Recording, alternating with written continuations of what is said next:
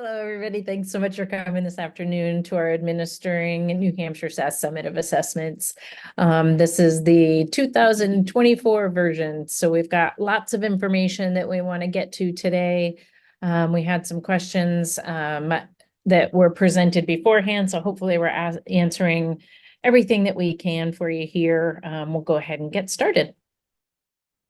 First and foremost, we want to thank the New Hampshire Department of Education. They're the reason that we are able to bring you these webinars and get you all this information. You are muted, so you don't have to worry too much about us hearing you.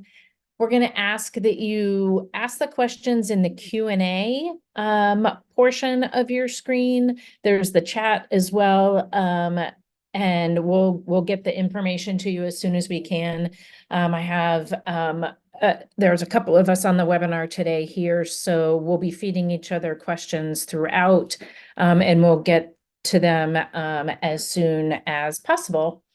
If you could also understand that you will get an email tomorrow, about 24 hours after this webinar ends. It will be a link to the PD certificate for this. It will be a link to the video of this webinar, the slides, other documentation that we are going to be providing throughout this presentation. And then at the end, there'll be a brief survey.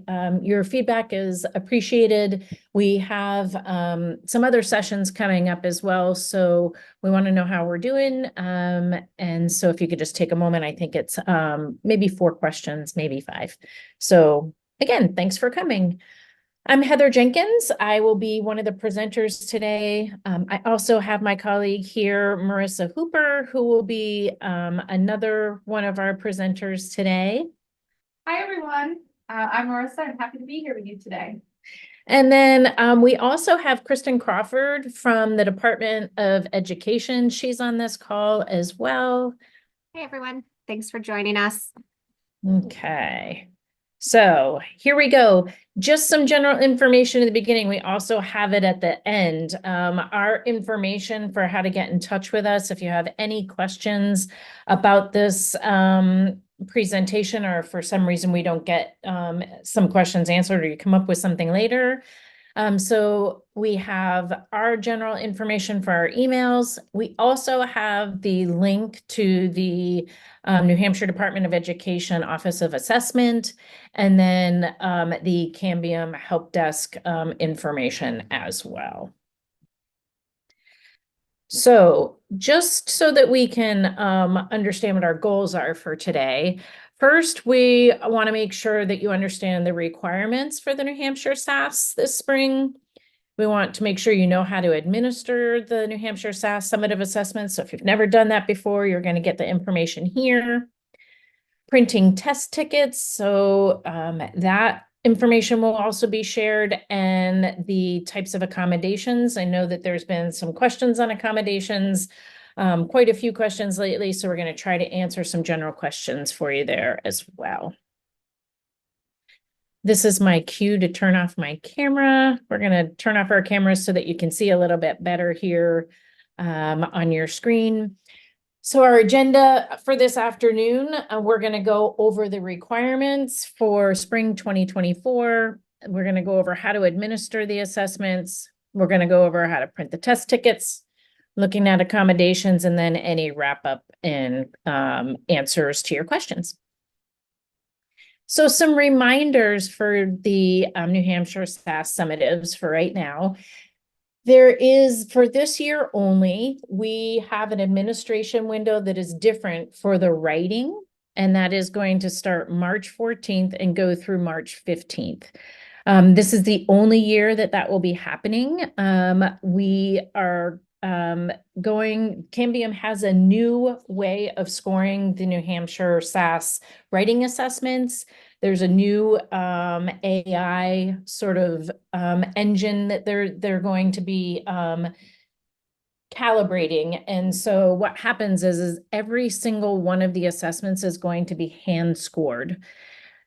That means we needed a little bit more time to be able to have that be finished. So the writing window is a little bit earlier this year.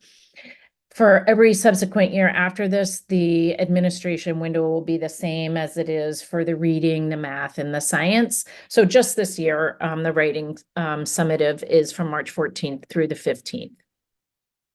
For the rest of them, the reading, math, and science, it will be April 1st through June 7th. The scores, just so that you know, you're going to be having your students take the New Hampshire SAS writing assessment, but the reporting and any of the scores are not going to be available until at least mid-June. Typically what happens is you will take the writing and then the ELA, or you'll take the ELA and the reading and the writing that are sort of in a subsequent time frame. Since it's a little bit different this year, and because they're hand scored, you may finish the reading assessment, let's say in mid-May, but your ELA scores will most likely not be available right after you finish the reading assessment, just because they are making sure that the hand scoring is going to be done, so they need that extra time. So don't sweat it if you're not getting your full ELA scores, even though your students have finished both the writing and the reading, because it's just going to take a little bit longer. For the math and the science, the scores will be available during that typical time frame. Usually they're pretty immediate to when you're finishing the assessments. So if you finish by June 1st, you're typically getting your math and your science scores very soon after that, depending on how busy the window is. That's still going to happen. It's just those ELA scores that might be delayed. Continuing to need a secure browser to administer any of the New Hampshire SAS Summative assessments. And the assessments have to be proctored by somebody that, if you're somebody who uses the modulars or any of the interns, that at-home assignment is not available for summatives. So you're going to have to do a proctored session where you're going to we'll show you where you're going to be letting the students in and accepting them into your sessions. There's also some information that some of you might have gotten if you went to any of the road shows, or if your superintendent or principal has shared some information with you in the last couple of days on the writing timing and the guidance around how long the writing should be taking. So here's some information about some of the new guidance that is just going out. So what's going on right now is the NHED is taking a look at a lot of information about how long students are taking to finish the assessment, and the fact that it is a standardized assessment. So it's not a mandate. It is, they are strongly encouraging schools to finish the writing assessment in a single session. This is, again, in direct correlation with how long some schools are allowing their students to be able to take the assessment. So, and it's going over multiple days. This is a little bit different if you've been to some of the sessions, either with myself or some other folks for webinars or workshops, or even in school support. There were a lot of schools that were saying that they wanted their students to be able to draft at one point, and then to, in another session, be able to type the information. And I think what's really been looked at is they want to make it as sort of fair and equal as possible, and not drag out the testing times. So they want you to think about doing this in one session. The other part that we were also noticing, and the department was also noticing, is that some schools were not necessarily going on a testing schedule. They were keeping whatever sort of scheduling that they had before, and there wasn't a specific test schedule. So students were not given necessarily ample time in each session to be able to complete it. So they want to make sure that you are going off of a testing schedule and allowing more time for students to be able to finish the assessment. They can take as many breaks as they need, and there's technically no limit to the time in which students are able to take it. So it's not like you're going to administer the writing assessment, and then if for some reason it's over 20 minutes and that test session closes, it's not going to not let you back in. It's not going to give that student a 0. You still are able to do multiple test sessions, but they're just really trying to get things to be a little bit more uniform. This is another sort of way of thinking about this as well, is what they were noticing specifically for writing is the security of the test was not exactly valid if you're letting students take it over multiple days. I know you probably don't have a lot of students that are going home and thinking about their writing prompt and thinking about how they're going to best answer that writing prompt overnight with their parents or with their peers or things like that. But it does change the test security of it when a student gets the prompt one day and is able to think about it for extended periods of time before they're actually writing the information into the system. So that student who was given the additional time has a little bit more of an advantage and the ability to think of things outside of the test session as somebody who needs to take it in one day. So they're really trying to streamline that. We want to make sure, just like what I'm talking about right now, we have a fair and consistent testing environment, and it is supposed to be a single test session. It is designed that way. The Department of Ed has also talked to a lot of other states that use this, and many states have this same criteria that we are now trying to give as guidance. One specific portion of this, though, is that this does not apply to students who have IEPs or 504 plans that require additional time. They're not asking for those students to finish in a single session, specifically if they have extended time in their IEP or 504. So this is the testing recommendations for all of the subjects. We've got the link right here as well for these durations. So you can see for the reading section, about 2 hours and 15 minutes. Writing is about 2 hours, math 2 hours and 15 minutes, and science is about 2 hours. So this is what the guidance has been for quite some time now. This might be looked at also in the future, just to make sure that we're really doing what's best for our students and not creating even more test anxiety for dragging these assessments out any longer than they need to be. Another question that's come up and has been a little bit of a misunderstanding by some folks is who is able to proctor the assessments. We've had quite a few people asking us if it's certified teachers only. It is not necessarily just certified teachers only. This is the actual guidance. We took a screenshot of it, and you can see the administration requirements are also linked here. So basically, it's anybody who is employed by that school district or chartered school, and they can have any of the following credentials, which are beginner educators, experienced educators, paraprofessionals, or any license holders. You can see educators and an emergency authorization and educators under a statement of eligibility. So all of this means is we're going here. This is what credentialed means. So it's basically everybody. I'm not going to read through all of these. Any of these particular people can administer the assessment.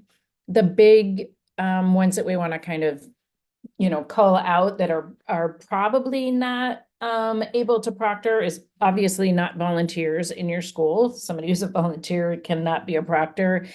And sometimes you have temporary substitutes. It might be a parent or a community member that comes in and substitutes here and there in the classroom, and those would not be people that would be able to proctor.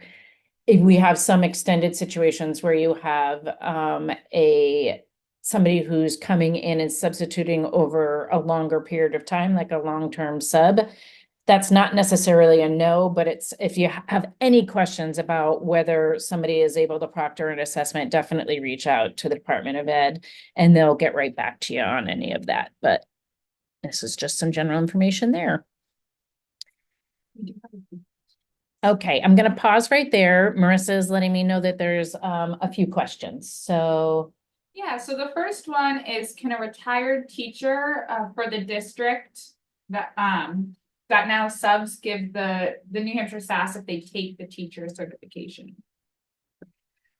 I'm assuming if they're taking the teacher administration certification, that they are somebody that is in the in Tide and is a credentialed employee of the district. You can't take the test administration certification unless you're entered into Tide. But Kristen, I don't know if you have a thought on that or if there's anything else that you can add. Yes. Yeah, thanks, Heather. I was just starting to type an answer in the chat, but I can go ahead and answer it live. So yeah, I guess for the retired teacher, if they have their teacher certification, then yes, they would be able to administer the SAS. And as Heather just mentioned, they would have to do the the test administration certification. So they would need that Tide account. So that could all be set up at the school. And then the second question, if it's okay, Marissa, I'll just jump in because it asks about a paraprofessional who isn't credentialed. I would have to check if they weren't on that list. We can get you the full list of all the certifications that do qualify. If they aren't on the list, go ahead and email me at assessment@doe.nh.gov, and I can look into it and get back to you with a definitive answer. The certifications are not my strong suit. I'm not in the Bureau of Credentialing at all, so I sometimes have to pass it upstairs and ask them if it qualifies or not. Thanks, Kristen.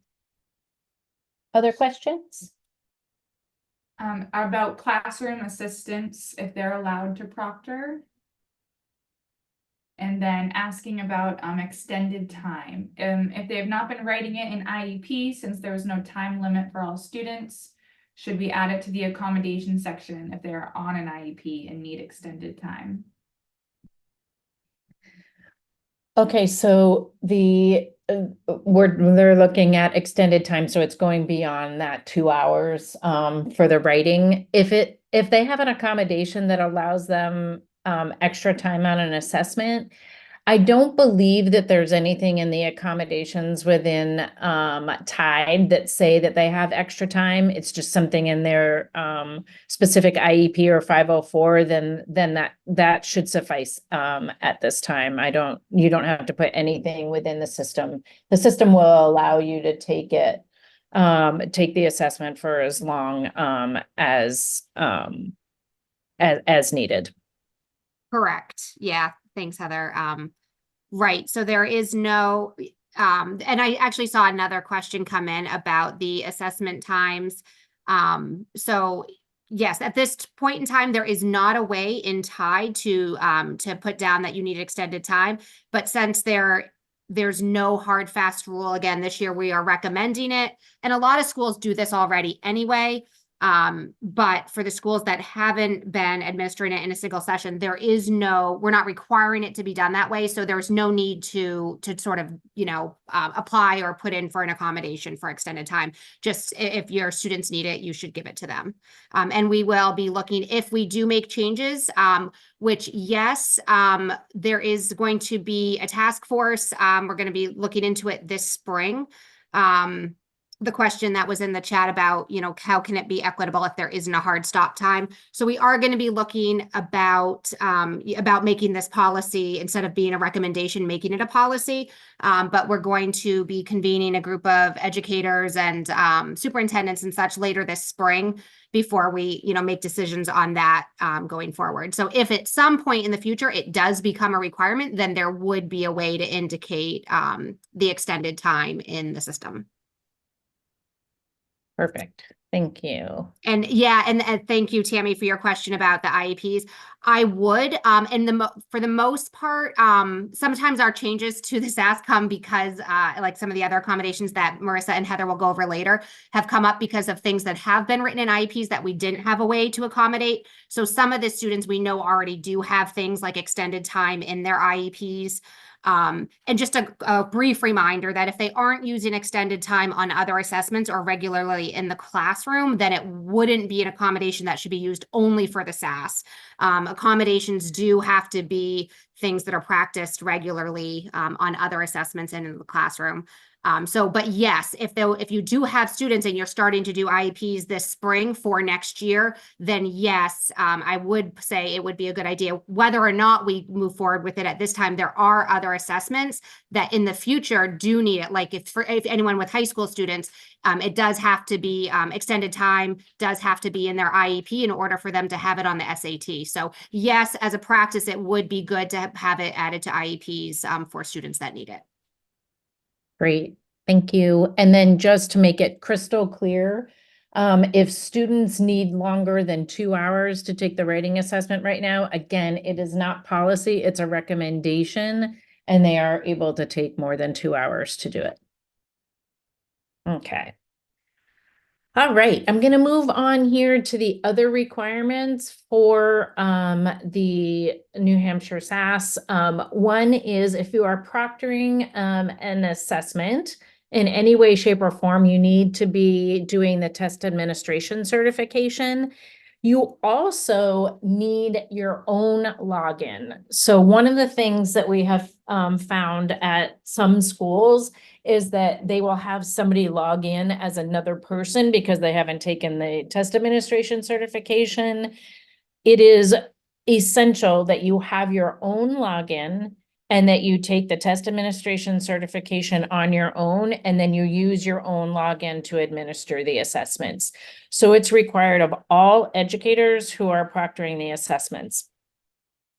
If you are a school or district that has used modular or interim assessments and you took the test administration certification this past fall, you do not need to take it again. It is the test administration certification is done once per school year. So if you took it in the fall, you won't need to take it again for spring. However, if you took it last spring, it is no longer valid. You'll have to take it for the 2023-24 school year. So to be able to do this, you're going to go to the New Hampshire SAS or the Cambium portal. This is the actual address, but you can type in Google NH SAS and it comes right up. As soon as you're there, you're going to go at the top of your screen, you're going to choose test administration. And it will bring you to a page that has a lot of these tiles on it. Under preparing for test, you can see the test administration certification is right here. You're going to click on that. What will happen is you have to log in. So you'll have your login, which is your email address and password.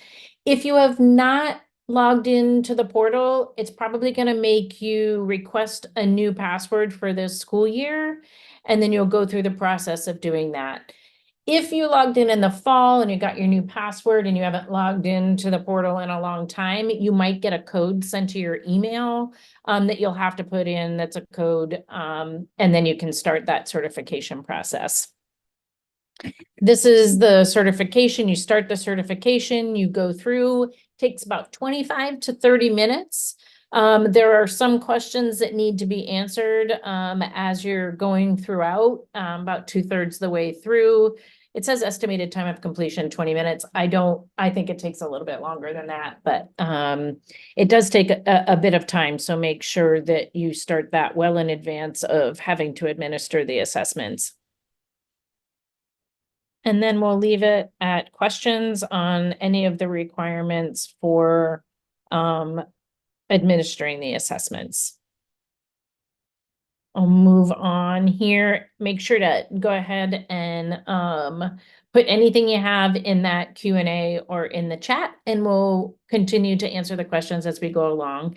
At this point, I'm going to pass it off to my colleague, Marissa, and we'll have her do the next section here. Awesome. Thanks, Heather. So we're going to walk through how to administer the New Hampshire SAS Summative Assessments. This is going to be pretty quick, just walking you through, but this will be recorded. So if you need to go back and rewatch, on the day of, just to remind you what to do, then you can do that as well. So just a reminder that for the New Hampshire SAS Summative sessions, you only have the choice for an active session or an upcoming session. The at-home assignment is not an option for the summative assessment. So for an active session, the session is going to start immediately if you decide to create your session in the active part, and then it will stay active until you either stop or leave the session. If you choose this, students will use the secure browser. The URL is not available for the summative assessment, so they can't put it in just a web browser.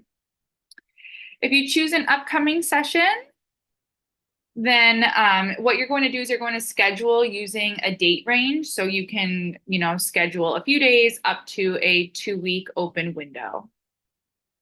Once again, students will also need to use the secure browser. And then you must join the session during each testing period. So we're going to show you that you don't automatically join. You're going to have to join once it comes that whichever date you chose is now there. And that session will be active again until you stop or leave that session.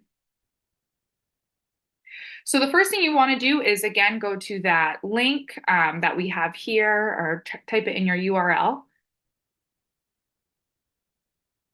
And it's going to bring you here to the top of the page, and you're going to click Test Administration. And then you're going to choose under Administering Tests, TA, the interface here.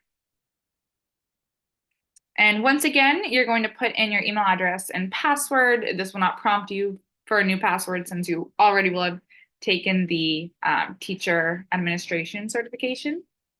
So we will log in. And then you can choose the type of session that you want. So you can choose an active session, you can choose an upcoming session, and once again, you're not able to choose an at-home assignment.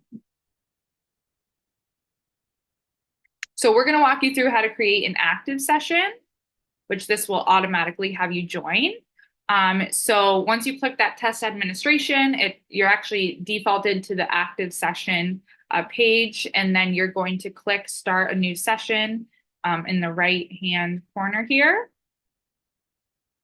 And you're going to choose whichever testing category. So in a few weeks, you'll be choosing writing. So ELA, we're just going to choose that. And this is just an example of what it's going to look like. You'll have the summative, interims, and modulars as options. And you always want to press the plus sign, because if not, it will basically highlight everything. So you'll click the summative. This is an example of just clicking a grade 5 reading assessment. So once you click the summative, it will give you all the grade levels. Again, keep pressing that plus sign, whichever you want. It will show up in the right-hand corner of whatever summative assessment you chose, and you're going to start a live session.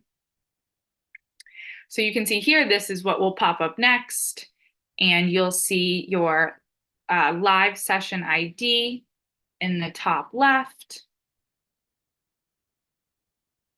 So all of your students, and we're going to show you how to print these, will have a sample test or a test ticket.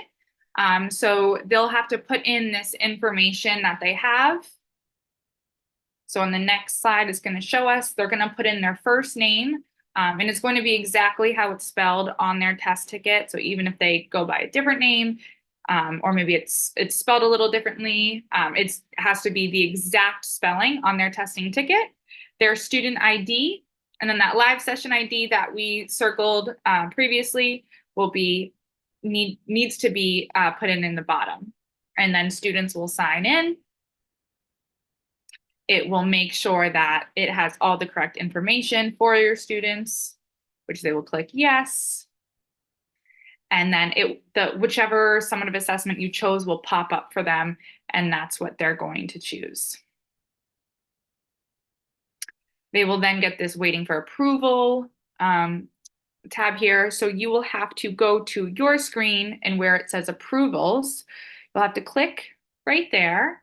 And then you can approve some students, all your students, and then they'll be prompted to test sound and or video before starting the assessment.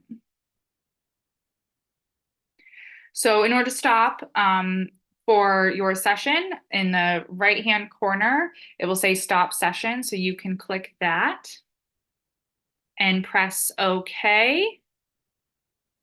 And that will stop your session for you. Again, this is a quick run through, so you can use it for reference, the slide deck, if you have any questions when you're going to actually administer the New Hampshire SAS. The second way we can do it is an upcoming session. So we'll have to click that tab, it will turn pink, and then you'll click schedule a session. And this is where you can choose, 1 day up to a 2-week window. So we just put in some dates here as an example, the 4th to the 8th, and you can press next. And this part is the same again, so you're going to choose whichever subject area, the summative assessment, again, using those plus signs, grade 5 reading. It will show up in the top right-hand corner, so you can make sure you click the right one. If you click multiple, they'll all show up, so you'll be able to see that. And then it's going to have you enter a session name, so that way when you see it on your window, you're able to see which session it is if you create multiple ones. So we typed grade 5 ELA summative, and then we're going to save the session. So this will pop up. So the session ID you can see is right there. This link will not work. So you can't copy this link and send it to your students because they need that secure browser. So that part won't work, but you do have that session ID right there. And you can see in your upcoming sessions that it shows right there the session that you created.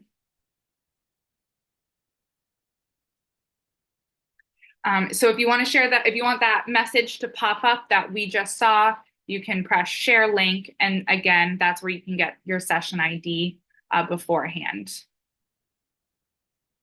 If you want to edit a session at any time, you can click that edit button. You can edit the actual assessment that you chose, or you can edit the dates that you chose. So this is an example of just some 2 summative assessments that we created, so you can create multiple. So it's going to look like this, where in the action portion you have that edit ability. You also have the ability to delete a session. And so once it has fallen into the correct date range, it will then look a little different, and under action you'll see the word join. So whenever you're ready to actually start your session with your students, you're going to click join. You will not automatically be put in there. You have to join that session. If you do not join it, then students are going to get this error if they typed in that session ID at the bottom and you had not joined yet. Your students will not be able to access it.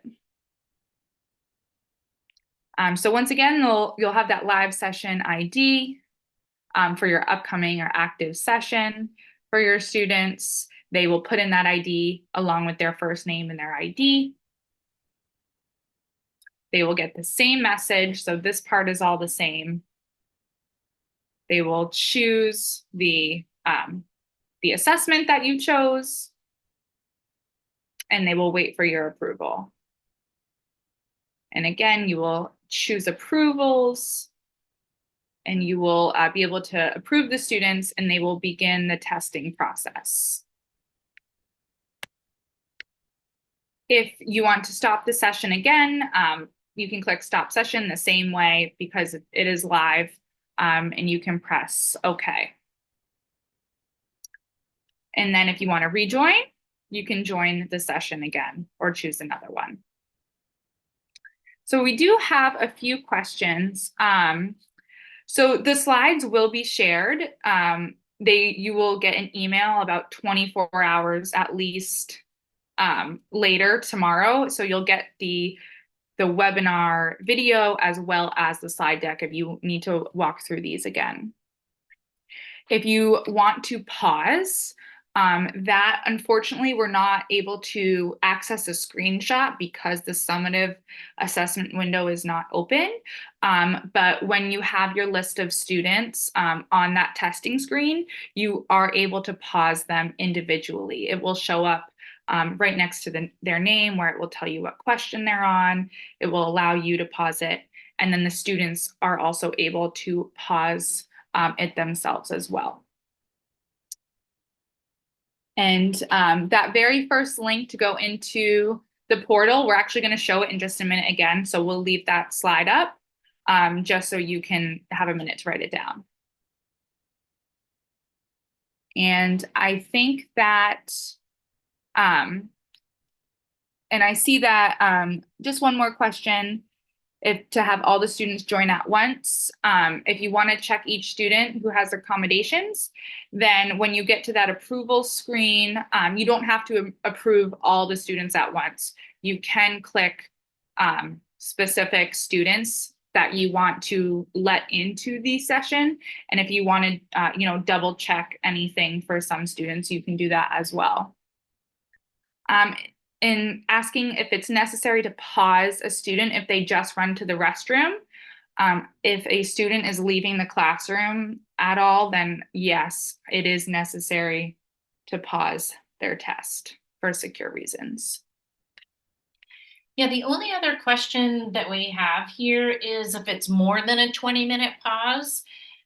There was just a question about will they lose their past work? Or will they be able to resume? For the writing assessment, they'll just click, just make sure if you're doing any sort of pause or stopping the assessment, that you have the student save their work. And then when you open up a new test session or rejoin a test session, everything that they have had in there specifically for the writing that they've typed should continue to be in there, and then they can continue on from there. If it's fast forward into like a math session or a reading session, what will happen is it will save up to where they have finished. They will not be able to go back and re-answer any questions. It will just bring them from that point forward in the assessment, and they can complete all of the things that they haven't completed yet. All right. Awesome. All right, and now we're just going to go through, again, how to print student test tickets. So this is, and we'll leave this up for a minute so you can, I forget who asked, but finish writing it down. So once again, we're going to go to this link here. I'm just going to place it.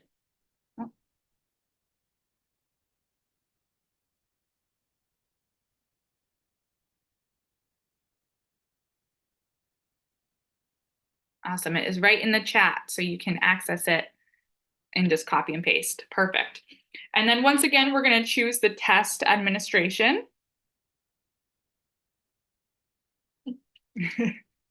Computer's a little slow. And then we're going to choose TIDE, which is at the right here, the Test Information Distribution Engine. And once again, you are going to log in. It's going to make you log in every single time. And under administering tests, you're going to choose the dropdown for print testing tickets. And from that, you're going to choose print from student list. And that will bring you to this page here. So you have to choose your district and your school, and then the grade level for the students that you want to print the test tickets for. So this is just a test district and school, choosing grade 5, and we're going to hit search. And then we're going to click view results. And you can see this is just a screenshot of a list of some students, some nice athletes. And you can either click some students if you only want to choose a few to print their testing tickets, or if you want to print every single one, you can click right here at the top and it will click every single student, all those 39 results that were found. Once you do that, you're going to click the print icon right there, and it's going to be a drop down, and you're going to choose selected test tickets. And it's going to bring you to this screen. You can change the layout of the test tickets, but the 5x2 is definitely, I think the best option just for size for students. And then you're going to hit print.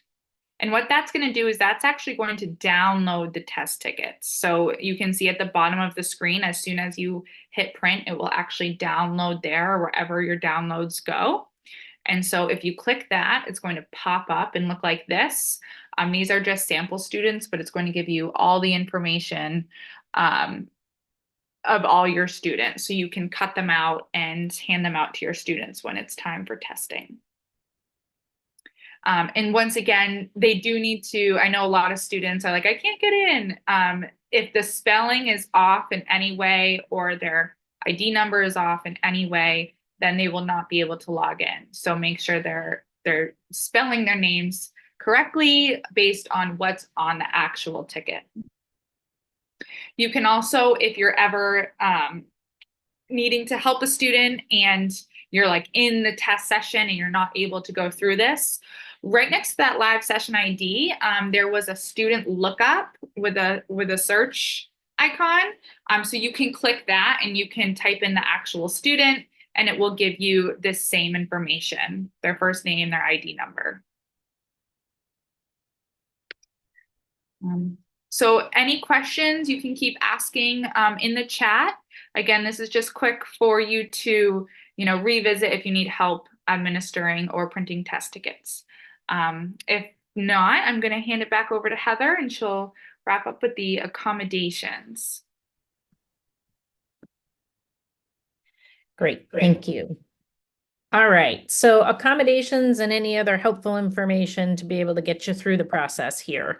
So first and foremost, there's 3 types of accommodations. There's universal tools, there's designated supports, and then there's accommodations. So we're going to go through each one of these so that you can have just a general understanding of them. So if we're talking about universal tools, these are provided to all students based on student preference. So masking, print size, highlight, strike through, those universal tools are in there and you're able to use any of those tools. So all students are able to use them.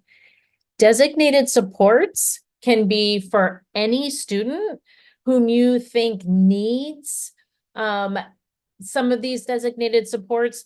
The only difference between, like a designated support here is that an educator who's familiar with a student and the approval of a building principal or school administrator and parent consent is required.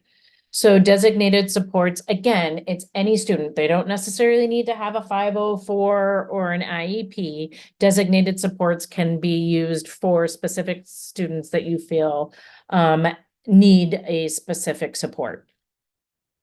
So just a reminder that the use of a designated support during an assessment should be similar to what they're doing within their classroom and their regular classroom instructions. So it's not necessarily something that's just for this particular assessment. This would be something that's traditionally provided in the regular classroom as well. Accommodations, those are for students who are on IEPs or 504s and have any sort of disability.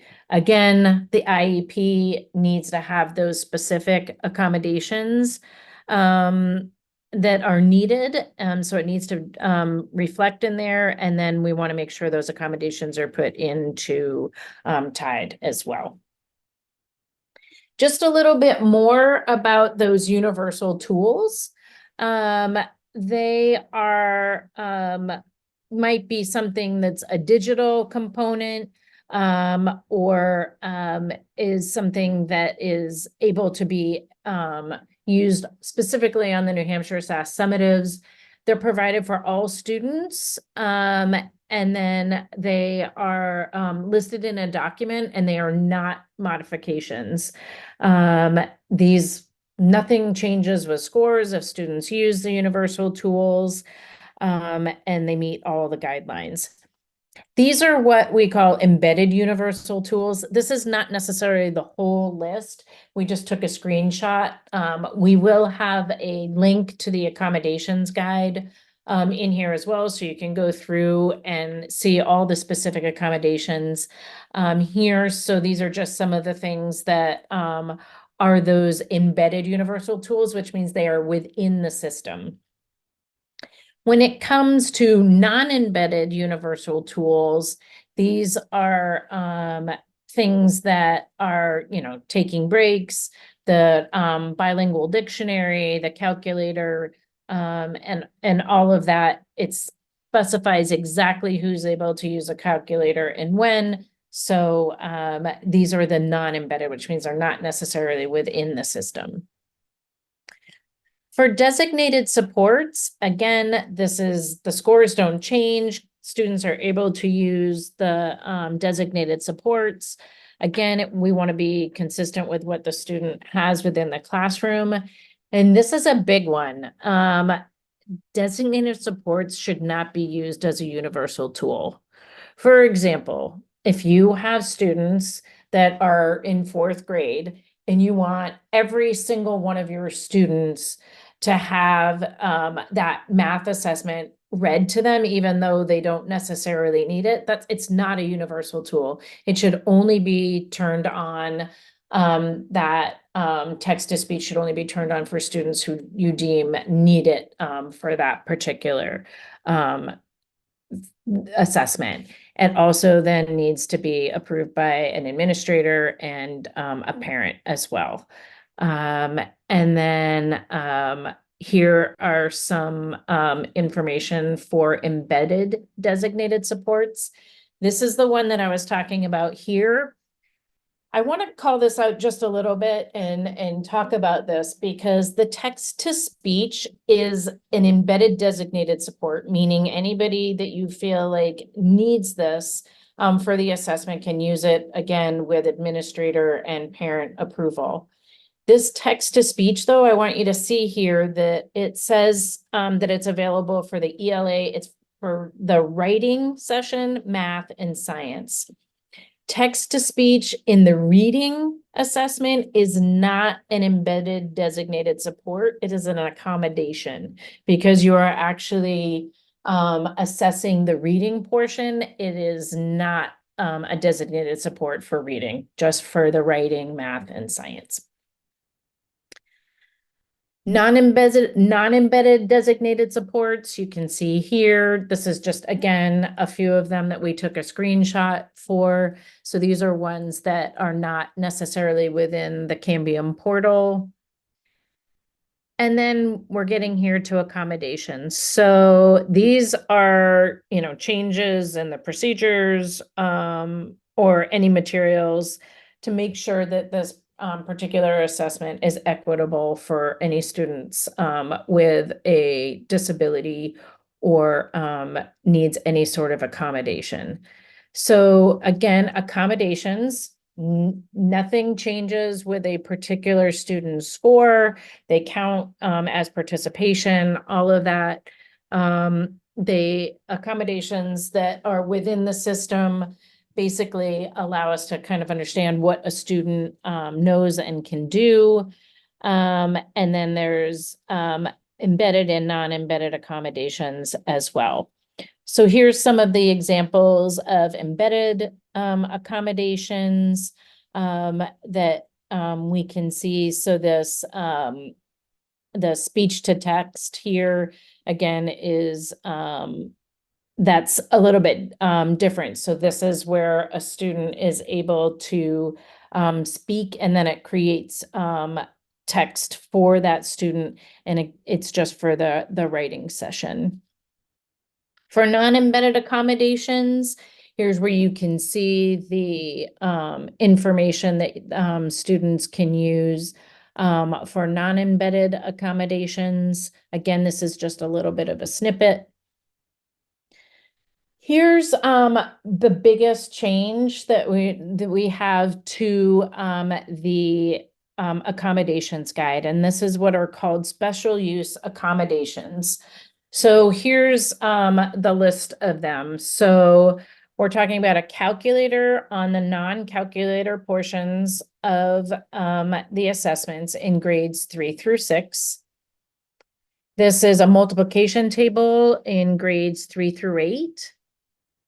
This is text to speech in reading, and then the human reader or read aloud as well. For any of these special use accommodations, you need to notify the NHED that a student needs this, and you do that through I4C. And then this is where there's been some folks who have thought about, interpreted this as students will score a 0 on the assessment if they use any of these special use accommodations, and that is not necessarily the case. The scores on the summatives may not be comparable to students who did not use the special use accommodations, but they are still going to be able to get a score. So entering accommodations. So any of the tools, designated supports, accommodations, and everything, it's entered into TIDE. Traditionally, the easiest way to do this is a school or district person would go into the view student page in TIDE, and they would individually select the test settings for the particular students and any accommodations or supports that students need. There's also a way to upload multiple students in there. If you're a really large district, you can download a template, and then you can upload that template into the system as well. This may have changed just a little bit because entering accommodations in TIDE has changed. The procedure has changed a little bit. So, and then again, if you are doing any sort of embedded, non-embedded, any sort of accommodations, you need to do that prior to the student taking the assessment. This is the accommodations guide here. This is a direct link. So if I click on this, I can get to this is going to be in your folder. I'm going to throw this in the chat anyway. So there's your accommodations guide. And then the information here that we have for the remainder, let me get back in there. We have any questions about accommodations? I'm not seeing any. I think maybe some answers were typed in for specific folks. When it comes to any of the other resources that we have, if you go right onto that portal and you click on resources, this is where you can get the test administration manual. There's some really great resources on the portal, and they include writing rubrics if you want to see how the writing is actually scored. There's vocabulary lists, there's performance level descriptors that can help you understand the standards. There's a lot of really useful and helpful information on that portal. And I'll just pause there to see if there's any questions. Marissa's shaking her head. Yep, we're sitting right next to each other, but yeah. Okay. Yes, there's a question about small group accommodations. I'm not sure if you want to elaborate on that a little more. And then there's also been asking about if an informational video has been made geared towards students to explain and show them how the universal tools could benefit their performance on the tests. I don't know of any. I'll answer the second one first. There's not necessarily a short video talking about students and how using them can benefit them on the assessment, but there are different resources and areas of the portal where students can take like a practice test. It can be helpful. The modular assessments can be really helpful if you have students who have an embedded support that you want them to use and you want to test, you can, sort of test out and show them what it's going to look like. You can administer a modular assessment so that they can kind of get used to that particular tool so that the summative assessment isn't, the first time they're ever seeing it. So you could definitely practice with a student with that. They can log in and see what that tool is all about. And then the And other question. There's a few more. Okay. How do we set up those accommodations through I4C? Okay, Do you want me to jump in, Heather, for that? that would be good. That's a good one for you, Kristen. Okay, sure. Yeah, and just to put another plug into what Heather just mentioned, and I love the idea. I saw somebody commented that they do a universal tool scavenger hunt. That's great. Yeah, I do like the idea of either the modulars being assigned so students can see what any accommodations or designated supports, or for the universal tools that have to be changed. So the defaults, like, for example, if students need something enlarged, if they need it zoomed in, that's a universal tool, but we won't know, the default will just be like regular size of the font. So in order to enlarge it, it would have to be set and tied ahead of time. You cannot make those designations in I4C. So we roster students based on what is in your I4C. If you're that coordinator at your school, that we take that whatever on the recent AOI, we roster the students for the SAS. But in order to have their accommodation set, that has to be done through TIDE. So we do not carry over the accommodations at this moment in time. The system, the Nessus system, where for those of you that work on the IEP teams, that system does not talk to our other systems directly. It is something that we are pursuing, a possible way that could happen and be more automated in the future. But as of right now, that is different. It does not work out. So you do have to go in to set accommodations for the SAS in TIDE. So that is a separate requirement. And I just want to say, if for those of you that don't regularly use the modulars or the interim tests, you can also do that. You can assign practice tests in the same way. If the accommodations and supports are set up in TIDE, you can administer practice tests to your students instead. Again, just for them to become familiar with all the tools that they have available. Great. Any other? Just if there's any student exemplars, where we can find the writing rubrics. Okay, I'm going to go right in because I think that this is really important for folks to see. So I can just, again, I can type in New Hampshire SAS. This is the Cambium portal, so I can go right in here. And as we're looking up here at resources, this is where you're going to be able to find a ton of resources. If you're looking for the New Hampshire SAS rubrics, so you can just type in the word rubrics. Oops, do you spell it properly? And here are the writing rubrics. You can see there's a grade 3 through 5 narrative, grade 6 through high school narratives. So these are the drafts of the narratives. And then here's the information and explanatory rubrics and the opinion, and all the rubrics are here. You just download it right this way. Same thing with the exemplars. I could probably under scoring guide, maybe. Yeah, I think they're in here. Is it right in the user guide here? I've been getting them in the scoring guides for the writing, but I don't. they might be in multiple places, but yeah, so the oh, I just closed the whole thing. I can't remember. Let's just go writing. Because, oh, here they are, scoring guides. So if I just say writing scoring guide. So these are what the exemplars are. So if I were to take a look at this in the grade 5, I could download it. And then this has the rubric right in there. And then this tells you what an example of a student who would score something of a perfect score. And then it will tell you why it scored a perfect score. And then it just kind of goes down from there, all the way down to the bottom, which is students who score like a 1-1-1 or a 1-1-0. So these are really helpful for you to see for understanding how students are scoring.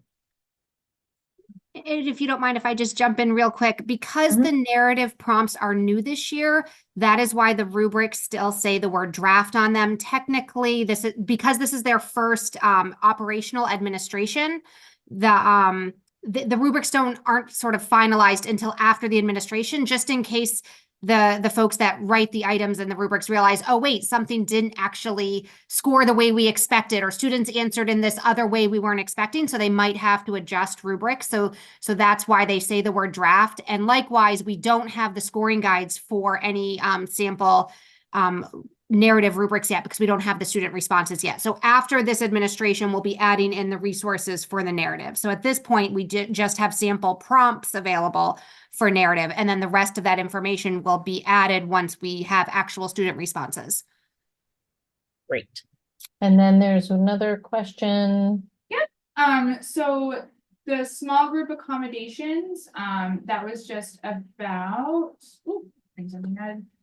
If that needs to be noted in the system, if they are grouped into small groups to take the assessments. It's not currently an accommodation, like in any of the accommodations, but it is something that would be like in an IEP or a 504 or something like that, but there's no accommodation in there at this point. Correct. So that would just be setting up, yes, if you when you plan your administration, if you plan, put those students in a small group setting, but you do not have to enter that information in TIDE at this time. Great. And lastly, just to, that text to speech, if it can be read to the student, if a prompt, I'm guessing the writing prompt requires that, and that's a designated support. Yes. So yes, the writing is having text to speech for writing is a designated support, as Marissa said. So you would want to put that in TIDE as an embedded designated support in order for the system to know to read the text to the student. If, however, the student requires a human reader, that's a little bit of a different situation, because that is only an accommodation. Human readers do require it to be in a student's IEP or 504 plan.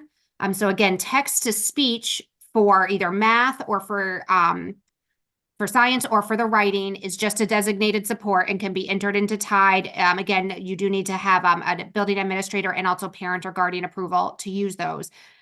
But the text to speech for reading or the human reader is a special use accommodation and is for students with that as a documented need in their 504 or IEP plan. And in addition, require one additional step to put a notification in I4C for those special use accommodations.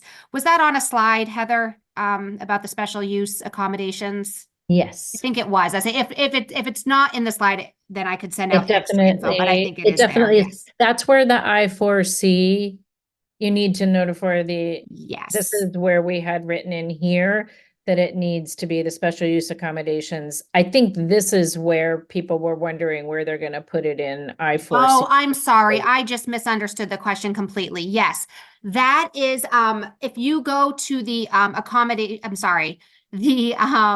New Hampshire SAS, trying to think we just posted the documentation on our website, and I'll throw it in the chat here, but Heather and Marissa, I'll send it to you guys as well if you want to send it out after this, because I know not everybody will get the link from the chat, but I'll put the link in the chat for the guidance document that shows you how to do that.